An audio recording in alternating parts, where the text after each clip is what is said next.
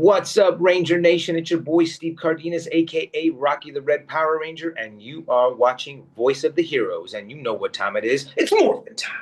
What's good, everybody? You already know who it is and what it is. And if you don't, it's the one and only one, Fleetboy Jetson. And you're watching Voice of the Heroes. So if you're tuning in for the first time, please don't forget to like, comment, and subscribe. Also, click that notification bell so you don't miss any upcoming interviews or discussions with your favorite heroes and villains from around the world. And today we got a very special guest. He was once and always is Rocky the Red Ranger and Mighty Morphin Power Rangers. Later on, he was the Blue Zeo Ranger, and he's not only just a superhero on screen, he is one off screen as well, teaching martial arts, discipline, strength, and respect to the younger generations, helping kids become heroes within their own rights. He's a fifth degree black belt in Taekwondo and a black belt in Brazilian Jiu Jitsu. He is also an actor, entrepreneur, a public figure, a pop culture icon. He's the first Latino Ranger. Heroes, villains. Let's welcome Steve Cardenas to the show. How you doing? What up? What up? Hey guys, thanks for having me. Definitely, man. We're excited to talk to you. Now, every hero has an origin story, and I seen in mad past interviews that you had, whether they be online, YouTube, or conventions, that Power Rangers was your first actual audition. And even before that, since like 12, you've been, studying martial arts and things like that. How did that come about, and what was like growing up doing martial Yeah, arts? I feel like I was inadvertently preparing to be a Power Ranger. You know what I mean? Uh, but yeah, I mean, it was like a fluke thing because I've said this before, but I didn't have aspirations to be an actor. I didn't study acting. I think I had like a drama class in high school, but it was like first period. That's where I'd catch up on my sleep. I didn't devote time to it. You know what I mean? Like it wasn't something that I had really even thought would be possible as this kid from Texas. It seems so far away from Hollywood, so I just never thought it could be something that could ever happen for me. And so I basically, sort of just walked into that audition with no expectations of any kind. I was just like, I'm gonna go see what they like, what I know how to do, kind of thing. And they just kept calling me back. They kept calling me back, and they were like, "Hey, we'd like to fly you to California to meet the producers," and this whole thing. And so it was just, it was bizarre, but it was definitely a fluke. Hey, I can't just imagine what it was like in them auditions. Did they have you do any like ninjutsu or anything like that within there? Like, hey, let me see. Yeah, that was the whole reason that I got hired was because of the martial arts background. They were like, "Oh, well, we'll teach them how to act." You know what I mean? That came later. All of that came once I got on the set. But yeah, I only got hired because of my martial arts and gymnastics and stuff. You know what I mean? Like, it was like sort of what they were looking for. So the acting part of it never came into play at all until after I got hired. Now, Austin St. John's Jason was already an iconic character. Did you feel any pressure becoming the legendary Red Ranger? Well, I mean, if I would have known that I was replacing him, like there might have been a different kind of pressure, but I didn't know. You know what I mean? Like when I got hired on the show, they were just like, "Oh, congratulations, you're one of the new Power Rangers." And then I go to wardrobe fitting, and the wardrobe was like, "Well, which Ranger is he supposed to be?" And the other looked at the other wardrobe person and goes, "I don't know." And then they're like, "I don't know." Like everybody had to run upstairs and go ask production, "Oh, who's going to be who?" And they said, "Oh, Johnny's going to be black, and Steve's going to be red." We didn't even know what color we were going to be when we were already hired and we were already going in for wardrobe fitting. We didn't even know what colors we were going to be. So, it's like I didn't have any expectations because I didn't even know what I was going to be doing there. You know what I mean? Yeah, definitely. Now, that's interesting because I would have thought that they would at least put y'all on like, okay, you're gonna be the Red Ranger, he's gonna be the black. So for y'all to just go in, it's like, okay, pick a color. Well, It's it really wasn't pick a interesting. color. They had colors picked for us, but but they never told us what they were. You know what I mean? Like and I would imagine that maybe if they had, maybe the pressure might have been different. Yeah. you know, so maybe it was kind of better that we were kind of auditioning blindly. Interesting. Now, since the premiere of Mighty Morphin Power Rangers, the representation of all the characters within the show gave kids around the world a hero to look up to. Not Sure. only were you the first Latino Ranger, but someone who also took on the responsibility to carry a whole community on your back. What was that experience like being the face to represent an entire community? Well, again, back then we didn't think about those things on that scale. You know what I mean? Mhm. Like it wasn't even like really touched on that much, that, oh, Rocky's the Latino Ranger, it's just, you know what I mean? Like it was just a Ranger, you know what I mean? And I Yeah. feel like, that even though they made a conscious effort to try to like put as much diversity into the cast as possible, I think they also maybe purposely or tried not to you know put a lot of emphasis on it either, you know what I mean, like Yeah. because it's just like in that universe it was just normal, like it's normal that people of all colors and creeds and races and sexes hang out together. You know what I mean? Like, like they wanted to try to show a world where this is not even something that, we even touch on, because it's already just kind of a given that in this world we all we all know how to get along, and I feel like the more that they normalize that, the more that it made it seem like it was possible for anybody to do that. But sometimes when you feel like you have to point out the fact that we're this, then you're saying, "Hey, look at us! Look at what what I mean? Like what then it's sort of like the message is lost a little bit. I think when you have to try to vocalize, the fact that we're such a unique team that can come together, then I feel like the message gets lost a little bit. Yeah, and I think it was And the focus becomes organically Yeah, then the focus becomes on race or it becomes on this, you know what I mean? Rather Mhm. than just like, hey, The actual story and it's characters. given. Yeah, it's just given. We accept each other. Yeah, I think it organically worked, and I think fans, they did that themselves. Like they grew attachments to these characters based on, hey, this person looks like me on this Right. TV. They're a superhero, and I Right. thought that was phenomenal. Yeah, and I think like, for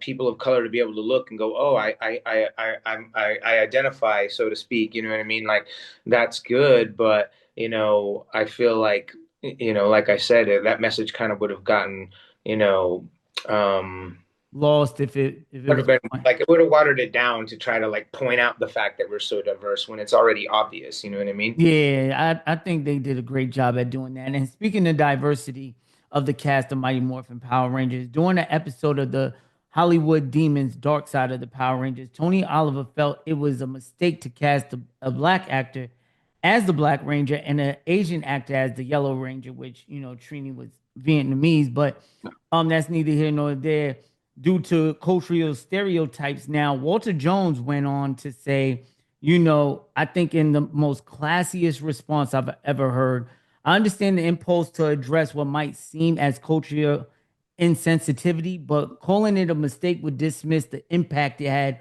on countless people around the world who found inspiration and representation in TV's first black superhero, Morphin, none other than the Black Ranger. Yeah, I mean in my opinion it's trying to create a narrative that wasn't there. You know what I mean? Hmm. Like getting mad that the Black Panther was in a black suit. You know what I mean? Like, it Yeah. I mean, all of the Sentai characters, the Yellow Ranger was a guy and he was Asian. There's no outrage about that because they were all Asian. You know what I mean? But I feel like we took it a step further. And there was everything is about intent. You know what I mean? Like, sometimes, what people might say, oh, it was a mistake or whatever. It was not something that was even intended because during that time period, we weren't looking at things that way. You know what I mean? Like just kind of like the fact that we weren't really touching on race in that way, including, oh, me being the first Latino Ranger, I mean, like just those things were just only kind of brought to people's attention later. It wasn't really like it was something that it was like part of, part of the storyline itself, you know what I mean? But I feel like Power Rangers was miles ahead of every other show that was out there in the 90s when it came to, consciously or subconsciously trying to promote that, people of every, color and whatever can work together. You know what I mean? And that was always the message of Power Rangers, together we are more. So, I feel like, it was subtle because it wasn't spoken about on screen, but it was there. You know what I mean? Yeah, and it had a huge impact, and I think that was, And and if anyone had any thought process that might have been culturally sensitive or whatever, they fixed it in season 2 anyway, when they made Karen the Yellow Ranger and they made Johnny the Black Ranger, so they swapped it, and then from then on, they were always cognizant of it and never put a certain person match their skin color, so to speak, to their suit color. They were aware of it. They were consciously aware of it, and made great efforts to remedy that. So, to try to say it was a mistake, it's not. Mistake sometimes, implies that people had intent. We intentionally made it like this, to try to be controversial, but that, no, I think that later on the critics made it controversial. Not, it was never, so Power Rangers, writers, and producers' intentions for that. You know what I mean? So I think it just gets blown out of proportion too much. And, unfortunately, people bring that kind of stuff up, to create a narrative that wasn't there, and they do it with the intention of trying to make themselves look good. Oh, look how virtuous I am that I noticed this and nobody else did.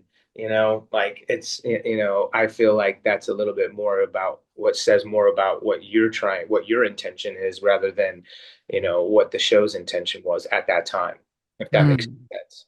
No, that makes perfect sense, and that's where I got, because I got a lot of that throughout that episode of Dark Side of the Power Rangers. Like it felt more about that than the actual people that was going through the Right. situation in that show. Yeah, I mean, I get it. You need to try to sell tickets, so to speak, to get people to watch the thing, but you yeah, you vilified the whole entire, show. It made it seem like everything about it was dark, but there was so much fun and good things that were happening on that set. You know what I mean? The relationships that I've built are friendships that have lasted 30 years. You know what I mean?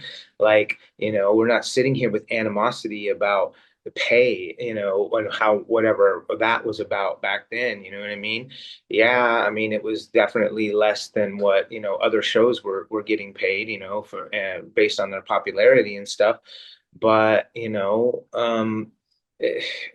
just was what it was. I mean, if you can't do anything about that, then you try to make the most of the situation that you're in, and have the best time and get the best experience for yourself, And I feel like that's what we did. And karmically, it came back to us because now we get to go to all of these Comic Cons, we get to meet all these fans, they get to show us how much appreciation and love they have for us, and we get paid to do it. You know what I mean? So any kind of discrepancies that we might have had on that front end, we've well more than made for that up on the back end, through fan love and through fan appreciation and through them supporting us, with all the events that we do and stuff, and coming out and spending money with us and stuff. I'm super grateful for all of that. So for them to try to vilify, the whole entire show, that way is just a little bit, again, pushing a certain narrative, and unfortunately, that's the name of that show. It was Hollywood Demons, so it only explored that side of it. But, I wish that they would have said, oh, look at all of the great things they do now, all the fans they see and all the people that come and show their appreciation now. You know what I mean? They didn't touch on any of that stuff. You know what I mean? They didn't touch on any of the great stuff that we get to do and that we still continue to do with the show and with the franchise. So, I feel like it's not it's not giving you the full picture, and instead they just want you walking away going, God, that show is so dark and they were so evil and they were so racist. And no, they weren't. They were none of those things. You know what I mean? It's just, it's unfair, it's unfortunate, but I think the true fans, they see it for what it was, and those are the ones that come out and they see us and they appreciate, the impact that we had on their childhood. And I think that's really what it comes down to the most. Yeah, I agree. Like I really like had a hard time watching it, especially because JDF was like my childhood. Like, you know what I'm saying? Like you couldn't tell me I was in the Green Ranger jumping off couches and Right. all that stuff. So it really was upsetting to watch. And I wish they would have showed more of what y'all did for the people throughout Yeah. the ages because y'all done so much for people's Yeah. I lives. mean, exactly. I mean, I think that's unfair. I will give them one piece of credit at the end, when whatever one of the guys was talking and he was saying, when you see or you meet your heroes, try not to, build them up to such this thing that, that you have a preconceived notion of people because they are just people. You know what I mean? Mhm. And I feel like if there was one bright spot about that whole thing at the end, they said, when you meet people that you admire, that you idolize in some way, just remember that they're human, and everybody stumbles and everybody falls in some way, you know what I mean? You know, and rather than try to like, just be so distraught by that your heroes have fallen, so to speak, just remember that they're just human. They're not the person that you saw in that show, you know what I mean? And so whatever happens to people in life is not the same as what you watched unfold on TV. And so I feel like that at the end, at least they made one good point there. So I think that I hope that people at least take that message with them. But most people just remember, oh man, that show was so much evil and dark, And I feel like they didn't really give us a proper representation, in my opinion. Yeah, and I feel like even the cast of the Power Rangers moving forward, well, moving on from the show, had a lot of hardship within the industry, getting jobs and things like that because of Power Rangers. What would you say to that? Yeah, I mean, I feel like, the people that were in charge, producers and casting directors at that time did think of that show as a bit of a joke, and the fact that the show was for kids and it was campy and the acting was, subpar. It was meant to be that way a little bit, Mhm. and unfortunately, it sort of, pigeonholed us, and casting directors, didn't necessarily want to take a chance with giving, these actors some other roles and stuff. So it made it did make it tough, but at the same time, for somebody like me who it didn't matter anyway, it wasn't like I was going to go try to make myself have this career of being like, the next Tom Cruise or anything like that. You know what I mean? Like I was okay with it. When I left Power Rangers, I opened up martial arts studios and went back to doing what I knew how to do, and I'm just, I was thankful that I was able to save some money from the show and be able to parlay that into opening up my own stuff, and doing my own thing. So, but not everybody, handles, their money the same, or not somebody else might not have something like that to fall back on, so they try to put it all into acting and it didn't work out for them. That could happen too, but I really can't speak to everybody else, but for me it didn't really matter that much. I mean, I was able to, to take the money that I made from the show and parlay it into some other things. And so in that regard, I felt like I did okay. That's amazing. Let's talk a little more. Excuse me. Let's talk a little more about Rocky and the character development within the franchise. We did get to see a character again in Ninja Steel and also recently in Power Rangers Once and Always. But personally, I love what Boom Studios did with the character in the comics, giving us more layers of Rocky, like the relationship with his family and his siblings. I heard they try to incorporate that into the show. Is there any truth behind that? Yeah, no, there absolutely is, when Boom Studios, when they were first starting to, introduce our characters and stuff, we were talking a little bit, and I remember going back to them and and reading a bio that the writers had put together for me way back when, for my character. They were saying, Rocky is one of like six brothers and sisters, and he's the oldest, and his mom is a single mom, and so he has to do a lot to take care of his brothers and sisters and stuff. So that I remember, making mention of that to Boom Studios, in some kind of an interview thing that we were doing, and they were like, "Oh, really? Oh, that's good to know." And so then they started to play that. But that was all kind of like from backstory that was already out there about Rocky from the writers back on the show 30 years back. So Boom, they definitely took and ran with that more than the show did. The show hardly even touched on it. But sometimes it's hard when you've got such a big ensemble cast like we had to delve too deep into any one character. You can't give Yeah. them more than one episode, which is basically just sort of like a struggle they're having for that episode. It doesn't necessarily, but I kind of wish they would have given more character development into that, backstories and things like that. But it's a 22-minute show where they've got a certain amount of things they've got to pack into that story and that show. And to get too deep, it's kind of too young. But the audience is a bit too young for that, I think. So, Boom is able to kind of take and develop that more because the audience is a bit more sophisticated. They're a bit older, and they're so they have all the memories of what they remember from the childhood, but now they're ready to expand on that more because they're older and they can internalize more. Yeah, because you could really see the character development within Rocky throughout this series. And I Hmm. thought it was phenomenal. Just Boom Studios completely just took Yeah, Power Rangers to a whole new level with their storytelling within them yeah. comics, man.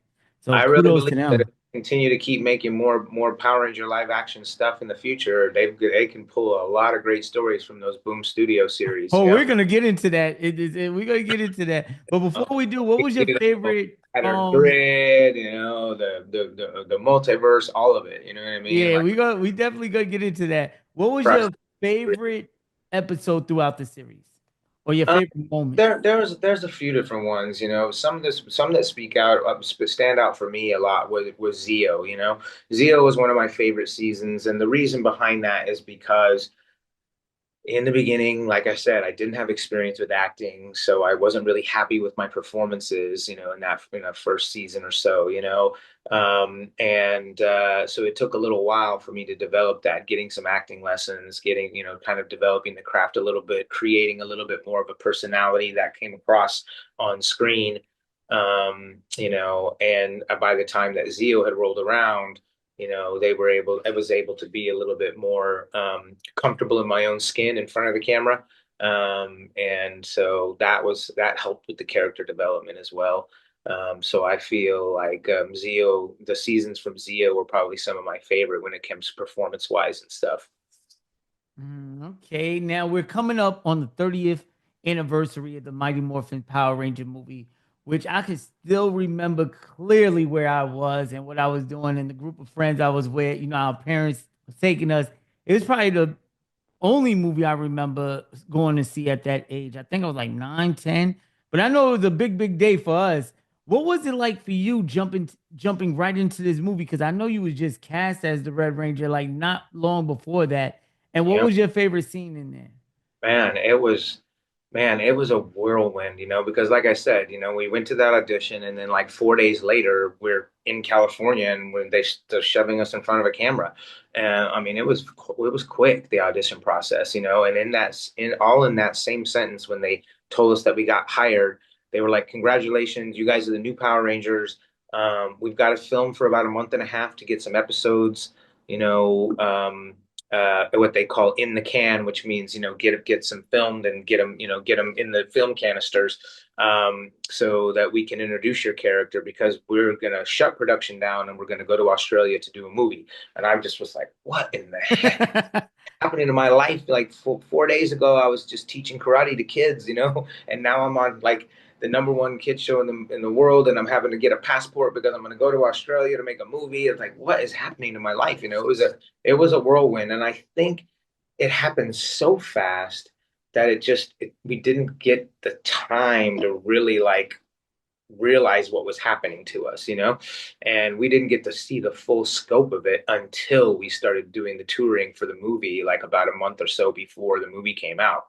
You know, we did that whole month of June. We were traveling around touring and going to different cities and going to big malls and meeting the fans and promoting the movie. And, you know, at that point, that's when we started to see these massive droves of fans showing up to all these events and everything. And, you know, at that, it was at that time that I realized, oh man, this is huge, you know.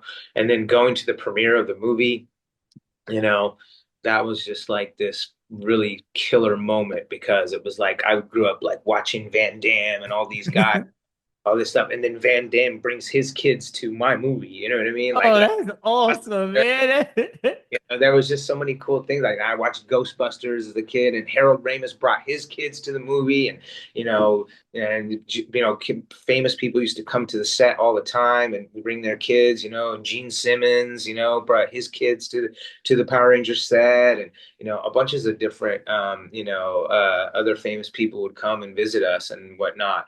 And I was just like, this is so surreal, man. It's so cool, you know, this all these people that you know I kind of grew up watching or whatever. Now they're coming around to see us, so that was kind of a neat little moment. That's amazing. What was your favorite scene in the movie? Favorite scene in the movie? The one Uh, you had fun with the most, probably. yeah. Well, I mean, sometimes some of the favorite scenes like the are the the ones that were the most difficult to shoot. You know what I mean? It's like Mm. that's the most rewarding because you don't know behind the scenes what we had to go through to get that. You know, that's that whole scene where we're fighting those rock monsters at the end there. You know, and they're they threw the spear at me with the splits and then and then hanging from the cliff and just all that interesting stuff like all that stuff was very, very difficult to shoot, and it took a long time to get it right. And, so to see that on screen is like, oh, that's the most rewarding, part of it, to see it all cut together and whatnot, with the music and with the action and, with all the cuts and everything. And so it was like, I feel like that's, probably some of the things that I thought were the coolest. That's so dope, man. That was so sick, man. I'm not even gonna lie. But now we do know, well, me personally, I know, I don't know if the audience know. I know that your departure from the show was due to contract disputes. But in a way, like, did you know, all right, like with the first three that got removed from the show, there was no like episode, writing them off or whatever the case may be. They was just gone, and next thing you know, we had three new actors as the Black, Yellow, and Red Ranger. Now, during the writing process of you know writing Rocky off, did you know about the scene beforehand? Because me, I feel like the only disservice to the character was the way they writ him off. Like, come on, Yeah. Rocky gets, know what I mean, Yeah. a I kick mean, out the ring, and come on. yeah, I mean, again, I feel like, you know, um, that when I told them that I was, going to leave the show, well, they actually had said to me, I said, well, okay, well, would you at least agree to, stay on for, a couple of weeks to do some of this stuff so we can, find a way to write you out? And then I told them I agreed to that. So I told them I agree. And so I feel like what they wanted to do was try to find a way that, you know, could they could find a way that, oh, Rocky's like hurt pretty bad, so he can't continue, you know what I mean? And I felt like that was maybe like in their mind at the time was the best way that they could have showed that, hey, we need an emergency replacement, here it is, kind of thing. And that's why they created it that way. Whereas opposed to all the other times when they kind of you slowly kind of wrote the characters out and brought new people in, I feel like, because, we only had a limited time because we were already filming the movie at that point. We needed to come up with something that was like sudden and seemed permanent, you know what I mean? So that Yeah. I could have the freedom to be able to bring a whole new person in and with no kind of thing of like, oh, will Rocky come back, sort of thing. Now, I want to touch on some news that just happened a couple of weeks ago, I believe, or a couple of months ago.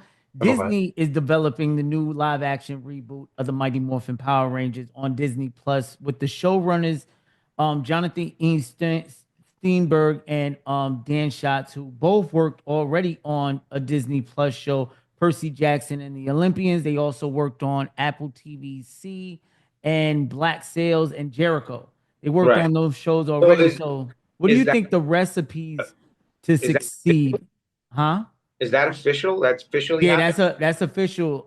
Actually, the Rap, a couple of other major websites have reported it. So it's not they're So not just in talks about it or anything. It's officially yeah, they're it's officially going forward, and they're writing the script for it now. Now, Jonathan E. Steinberg and Dan Schatz, they if if we get anything like Percy Jackson and the Olympians, just like a Power Rangers version, I believe the monsters are gonna look completely yeah, different. The story is gonna be grittier, but it's gonna be more like Cobra Kai. You ever seen Cobra Kai on of course. Netflix?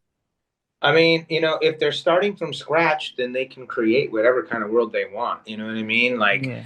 so I mean, I guess my only thought is that I'll hope that this time around, if they're going to create something, that they're not just going to like start everything from scratch and not hold true to the things that made Power Rangers for, which made Power Rangers fun, yes, make it darker, make it grittier, make it, visually, more interesting, but don't forget the soul of it, which is, you know there's a little bit of goofiness, a little bit of campiness, a little bit of like this diversity of people that don't need to be angsty. You don't have to have teenage angst to be a teenager with attitude. You know what I mean? Like yeah, Mm-hmm. I feel like if they try to keep some of those elements, and then of course the other side of it that the fans love is, especially the older fans, is they love to see us coming back in some form or fashion. So they need cameos with all of us in it. They need to kind of pay tribute and give back to these fans that support the show. They want to see this kind of stuff. They don't want you to just make a whole new, brand new thing. You need to have ties to the past as well. Yeah. And I hope that they will definitely do that. What You do you know, think would be some key ingredients for the show's success?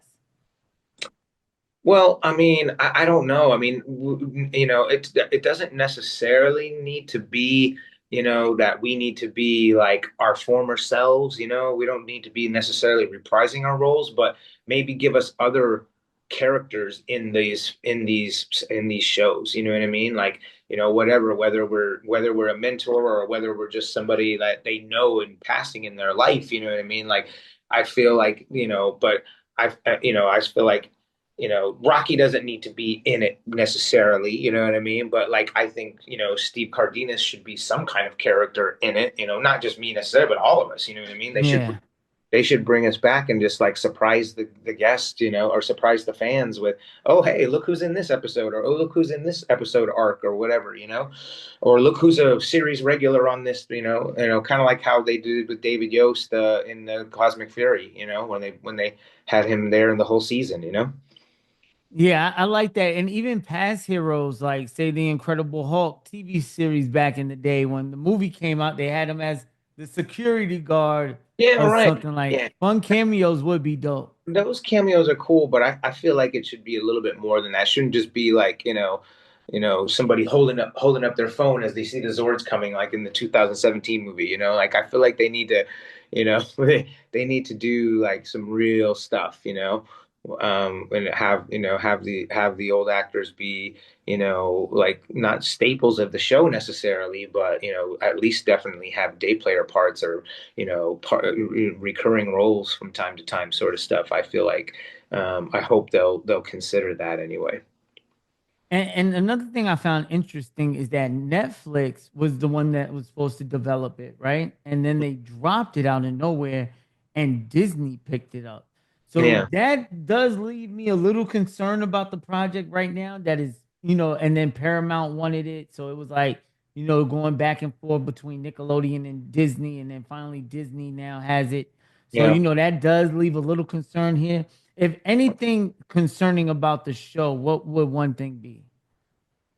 Well, I mean, I think, Disney in the past, I think they just, when they bought Power Rangers, as the franchise, I think they bought it as a whole bundle of stuff they bought, and so in that regard, I think they just sort of, they didn't realize or truly understand what they had, and so they didn't take the time to nurture it and develop it and and make it what it was. When Saban bought it back from Disney, they brought it back when they started with Samurai. So it started becoming popular again because Saban, they were really good at like knowing how to promote that show the right way.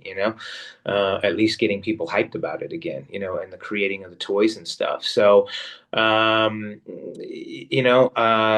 feel like they're gonna, if they want to do it right, they'll need to make sure that they give care to that and not just say, oh, let's slap the name Power Rangers on something because, the name itself will make it great. You know what I mean? Like they're gonna have to redevelop it. The fans have seen enough reboots now and startups and fall downs of the shows. They want to, if they're going to do something this time, they've got to make sure they give it real attention. And when it comes to the toy development, they need to finish the toys they start. You know what I mean? Yeah. Like they like every single one of them is like, we don't have all the helmets from Lightning, we don't have all the figures from Lightning, we don't have all this, we don't have that. Like they need everything. You need your complete sets. Because collector that drives collectors nuts, and these are the people that spend the most money. These fans that are older, they're the ones that spend the money. They're the ones that spend the money for themselves to get this old stuff they like, as well as buying the new stuff, for their kids as well. They're the ones that are keeping it going, and you need to understand that audience. And so you've got to give them what they want visually on the screen, and you've got to give them the collectibles they want as well. And that's crazy that you said that because the other day I went online to look for a Green Ranger helmet and couldn't find it. I got one. I got Yeah. the Dracon joint, but my whole thing was trying to get the Green Ranger one. But that's funny you say that because they don't have the complete, some of the helmets or whatever the case may Yeah, be. they're missing certain helmets. They don't have all the helmets yet. They don't have, they didn't have they don't have some, complete sets of, lots of different things. They stopped making it before they finished them. Yeah, that don't make no sense. Let's talk a little more about the fandom of Power Rangers. It got to be a crazy feeling when you have thousands of people dressing up as you, standing in lines to get autographs, pictures. What's your most memorable moment at a con?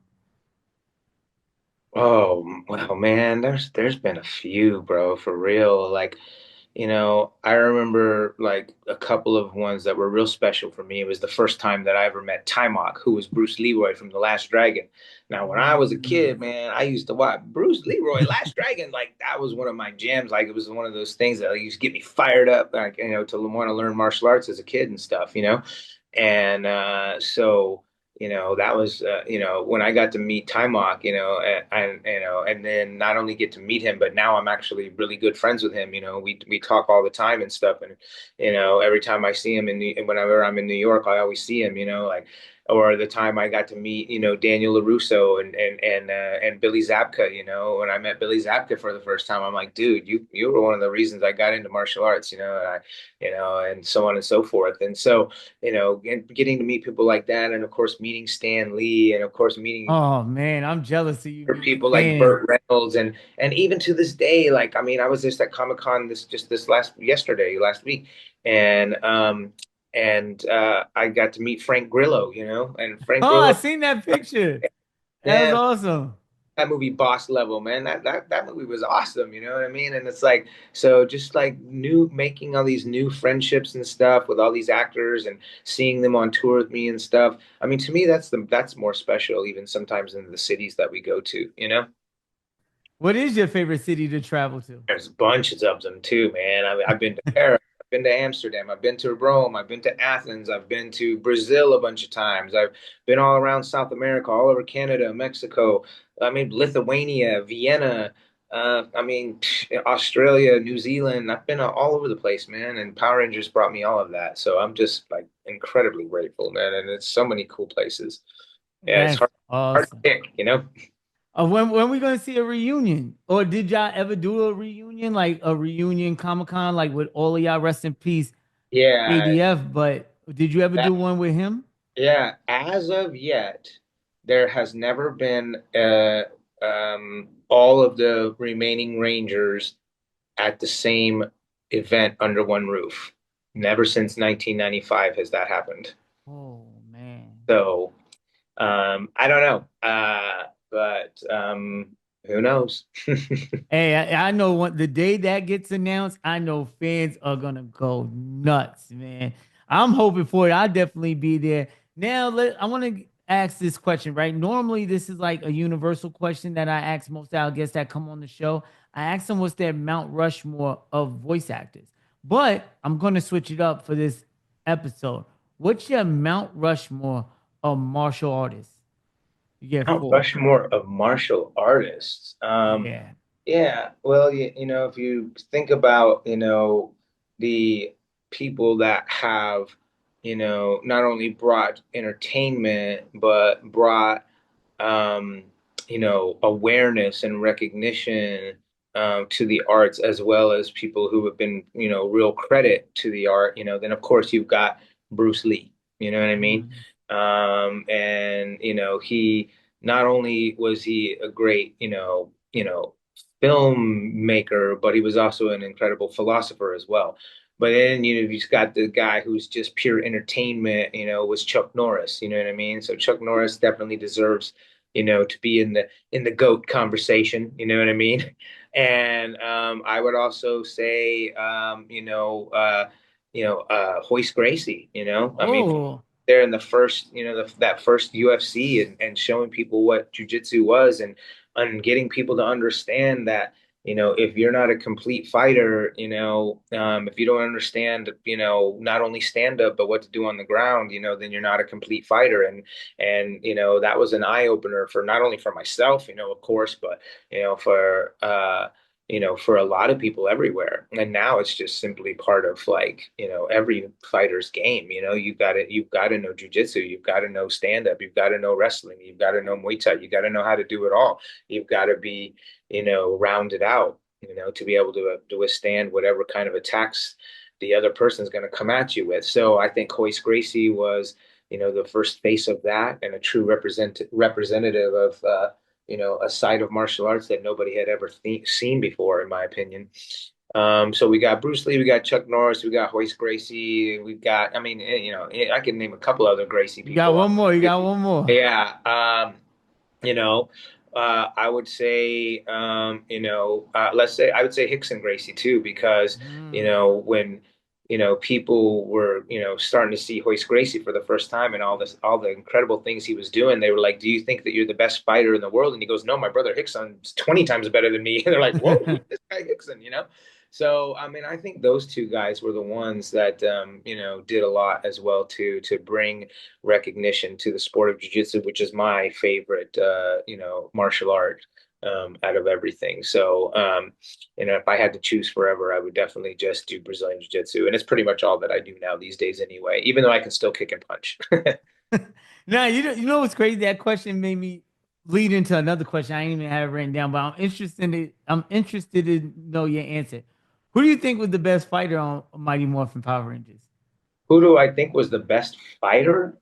Yeah. Well, again, it just comes down to the styles, you know what I mean? Like when it came to, jujitsu, I mean, there was nobody else that was going to beat me, but if it was a Muay Thai stand-up fight, hey man, JDF, man, his Muay Thai was the truth, man. He hit hard, he kicked hard, I mean, he definitely, knew his stuff. So I think it just comes down to the style. If you match us up style for style, it's all different. But you know, um, again, those are just that's it's hard. It's hard to answer that. You look at Johnny. I mean, look at like his martial arts too. I mean, his kung fu, his choreography stuff. I mean, he would, the stunts that that kid would do, man, were amazing, and when he started on the show, I mean, he was a new martial artist. I mean, I think he was barely maybe like a green belt or a brown belt or something like that. Wasn't even quite a black belt yet when he got hired on the show, but he was so good. He blew everybody away. You know what I mean? Like some people just have such, natural athletic ability and talent, it's just there's no denying it. So yeah, I mean, as far as that goes, it just kind of depends on how we want to match up. If I had a matchup with JDF in Muay Thai, I'm getting my ass whooped. If we have a wrestling match, I'm winning. You know what I mean? Case. But we just but either way though, I think like I said, together we all complemented each other, and now the whole point of Power Rangers from the beginning. You need that diversity. You need that, Mhm. not just the diversity in, the backgrounds, but also diversity in your martial arts backgrounds as well too. So, you've got not everybody looks the same. And you know what I learned growing up that I got so much respect for the Power Rangers now because y'all wasn't just actors. Most of the Power Rangers were actual fighters, like martial Mhm. artists, like black belts. Like that is so dope because most of the time you got actors, especially nowadays, most of them are just that actors with stuntmen and things like that. No, like the original Power Rangers, the majority of them could really kick your ass. Like they ain't just actors in spandex. They could put hands on you. Like, and I think that's so dope. But moving on, if we was to make a movie about your life, who would you cast to play as yourself? I don't know, man. I mean, I realize that, I have accomplished this really interesting, very cool thing. Again, I know it was something that sort of fell into my lap, but I mean, I've never thought about the idea of me having a movie about me because I just haven't done enough. You know what I mean? Like, there's not enough things that I've done in my life to warrant, telling a whole story about. So I don't know. I wouldn't know who could be me because I've never even thought of myself being, someone that has done enough in life to warrant having a movie written about him. Just because I did this one thing, that's not enough. You need to have done a lot to give Hey, back to to. be honest, it's not really too much what you've done on screen because you've done so much off screen to help so many people out, open up schools, teaching kids, like I said earlier, Yeah. discipline, respect, growth, teaching kids how to be heroes in their own right. Yeah. But But there's a lot of wonderful, awesome people that do that too. There's tons of martial arts instructors out there that help kids and change the world and impact their lives and stuff, who are probably way more deserving of having a life story written about them than me. You know what I mean? So I don't know, man. I never thought about it because I just feel like, I just don't feel like I would be offering enough. You could write an episode about me, but not a movie. all right, so if there's one thing you could tell your younger self, what would it be? Oh man, yeah. Hindsight is always 2020, isn't it? Um, I mean, I feel like, you know, one of the things I probably would have done if I would have known that the fans were going to be so diehard and be so loyal for so long, I might have stuck it out and finished out, that last season, did the turbo and all that stuff. But just whatever kind of, internal, behind the scenes, conflicts, not conflicts, but whatever kind of disagreements I was having at that time with the producers that made me want to leave the show at that time, it seems all kind of, petty in comparison to the fact that, I wish I could have given back to the fans as much as they've given to me by just sticking it out and finishing that last movie and that last season. So that's probably one of the big things that I wish I would have kind of stuck out, because not everything is always about, what you're getting paid. Interesting, interesting. All right, we're coming to the end of the episode. Are there any upcoming conventions or projects you're able to talk about? Well, I mean, if you follow my Instagram, Steve Cardenas PR, I'm posting about where I'm going because I'm in different shows every week. I'm in different cities. I'm doing either private signing events at comic book stores or I'm doing Comic Cons. And we go all over the world. I mean, myself, Karen, and Walter are going to be later on in the month of May. We're going to be in MCM in London, England, for the London Comic Con out there, MCM London. That's a great show. We're gonna be at I'll be at Motor City Comic Con in Detroit in mid-May. And then I'm doing a couple of comic book store events. I'm doing Freedom Comics on May 3rd in Toledo, Ohio. And then I'm doing another event in the second week of May in south of Miami. So, kind of in my own backyard because I live in Fort Lauderdale. So, literally, I'm just all over the place, and so are all my co-stars. So we're not always all together, but every now and again, you might catch a couple of us, or if you're just coming to see me, like I said, follow me on Instagram. I post every week where I'm going to be, so you're welcome to follow, and maybe I might be coming to a city near you. Definitely. Heroes, villains. This has been our episode. Don't forget to like, comment, and subscribe. Also, if you do, man, you got a chance to enter our PS5 giveaway. Big shout out to our last one at BK Numbers. Thank you so much for your continuous support. Hey, I'll be down. Hey, man, it's the followers, voice of the heroes, man. And Oh, definitely okay, yeah, follow yeah. my guy Steve on Instagram, man. You could check him out. Like I said, I know if he's ever coming, if you ever coming to Tulsa, man, let me know. I'm definitely coming to get something signed. So, man, definitely pull up. But heroes, make sure you click that notification bell because I'm starting the Power Rangers series. And why not start it off with Big Red right here, man? So we got Zordon coming on soon, also, and a couple of others. So make sure you like, comment, and subscribe. And until next time, make sure you love yourself, pass that love on, and love others. And if nobody told you so, just know I love you. Peace. Sing it with me.